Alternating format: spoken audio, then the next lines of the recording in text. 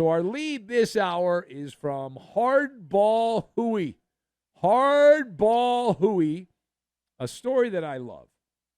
We haven't had a good story like this involving a baseball player caught putting their hand in the cookie jar of Fantasyland in some time. So follow up to the feel good baseball story, which is turned upside down. Now, if you did not hear, maybe not, in a previous episode of the show, we talked about Red Sox pitcher Hunter Dobbins and his story about I'll never pitch for the Yankees. They did my daddy dirty. Good Southern boy from Texas. They did my daddy dirty, and I ain't pitching. So it turns out, we now know, as the great radio man Paul Harvey back in his day would say, we now know the rest of the story. So it turns out that Red Sox starter Hunter Dobbins made erroneous, false claims about his father Lance and his dad's baseball career. Dobbins had said that his pops, Lance Dobbins, was drafted by the Yankees twice, got traded to the Diamondbacks. He also told the Boston Herald that his dad was really good friends with former Yankee pitcher Andy Pettitte. Now, the New York Post started sniffing around. They started finding some chinks in the armor there, and they did a little look around Dobbins and his story. They turned out, they investigated it, and they determined that Lance Dobbins never was drafted by the Yankees, not twice, not even once. He was also never traded to Arizona. He was never in the Diamondbacks organization. And they reached out to Andy Pettitte. They said, hey, Andy, can you tell us a little bit about your friendship with Lance Dobbins? And Andy Pettitte said, who's that? He says he does not remember anyone named Lance Dobbins in his life. So, question, who goofed? I've got to know. Now, when asked about this hullabaloo, Hunter Dobbins, that's the baseball player for the Red Sox, he said the whole backstory, it's something that I had heard growing up and seeing pictures of from my dad. Quote continues. He said, at the end of the day, I don't go and fact check my dad or anything like that. Now, he added that the New York Post story, quote, doesn't faze me, he said. Okay, good for you. So he doesn't have egg on his face. He doesn't seem to care. Machismo, tough guy. All right, so let us discuss. Question. Red Sox pitcher Hunter Dobbins caught fibbing about his father's career with the Yankees. What is the question on everyone's mind on this one? So I've got Judge Judy, Shaggy Dog, and Chat GPT. And we will combine all of these things together, and we will hit the button. We're going to hit the button. So first of all, the question on everyone's mind is, what happened to Wi-Fi? Does Hunter Dobbins not do the internet? Did he think that nobody was going to fact-check his story to see what was going on? Hunter Dobbins, a guy who, by the way, has been in the major leagues for about 10 minutes and has already produced 2 MALLER monologues despite middling results on the mound. And yet he's like, well, I'm going to become a Red Sox folk hero. I am a Red Sox folk hero. My story is so good, I would rather retire than wear that ugly Yankee pinstripe uniform. Okay, that's a juicy story.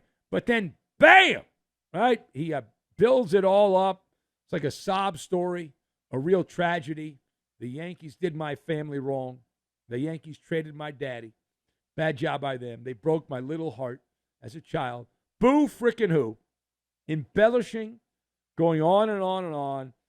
And we get the whole Yankee Red Sox bad blood. This is another chapter. However, plot twist.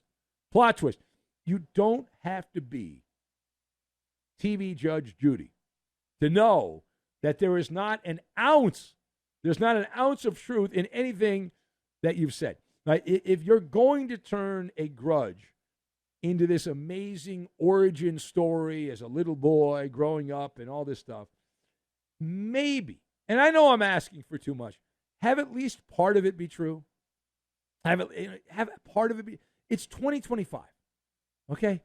And the issue is you don't have to be some kind of highfalutin investigative journalism.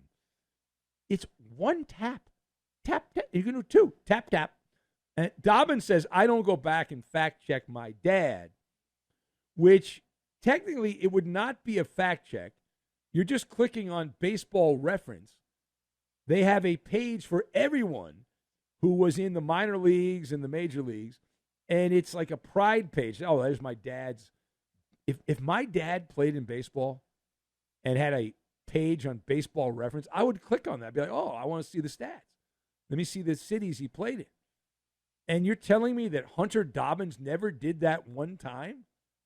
It makes no sense. Oopsie. The backstory is baloney. It is baloney. And you can't build a personal origin story, a brand story on revenge, and it's all a myth that falls apart like some cheap giveaway umbrella at Yankee Stadium. Like, this is like a kid saying, oh, yeah, my dad played in the National Football League, and it turns out that he just went to Lambeau Field's gift shop and he bought a jersey, a Packers jersey. But he played in the NFL. He got his jersey at Lambeau Field. So technically, he's not wrong. The dad did get the jersey at Lambeau Field, but he didn't get it from the team. He had to pay for it. Now, secondly, how is it possible? How is it possible that this pitcher, Hunter Dobbins of the Red Sox, ended up this deep in the Pinocchio pickle jar?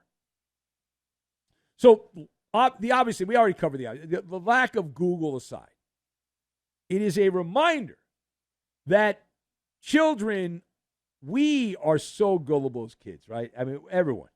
We all start out just so gullible. Now, some people continue to be gullible even as they become grown-ups. And when Dobbins says, I don't go and fact-check my dad, that's his way of saying, my dad lied.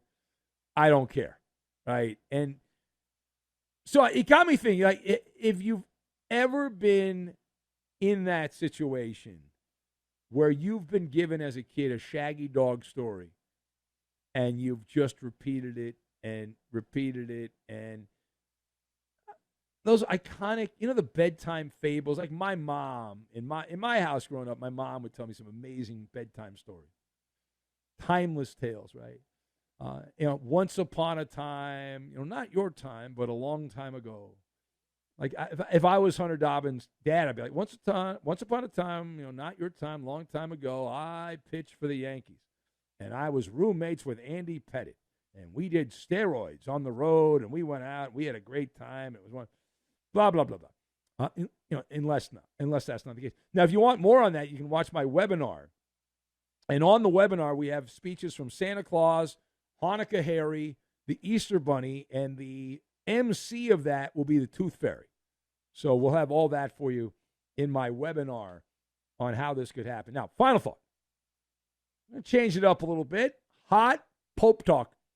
That's right. Hot Pope talk. Well, this week, several of you fine Catholic lads sent me photos of Pope Leo, the guy from Chicago, who has now confirmed beyond a reasonable doubt his Major League Baseball fandom by rocking a White Sox hat with the Pope wardrobe on below that in Vatican City. Yes, the Pope was wearing a White Sox hat at the Vatican as he was greeting the public. Is this fabulous fashion, or is this a faux pas of fashion? So we thought about this for about 5 seconds, and we realized, looking at the White Sox record and looking at the power of the Pope, the power of the Papa, right, we determined this is obviously a faux pas. In fact, when I saw this photo, my first thought was AI. and not Allen Iverson. This is Chat GPT. That is a doctored photo. There is no way that the head of the Catholic Church is going to be rocking a White Sox hat during an audience at St. Peter's Square. Turns out he did. What in the world? As Jackie Slater would say, what in the world? That is a fashion fail, is what that is. Because the White Sox stink anyway. But you're telling me that I thought the Vatican had a dress code if you're the Pope, right? You got to wear that white outfit all the time. And do you think the Pope ever just wears his like civilian clothes and goes out and gets a burger somewhere? Probably not, right? Probably not.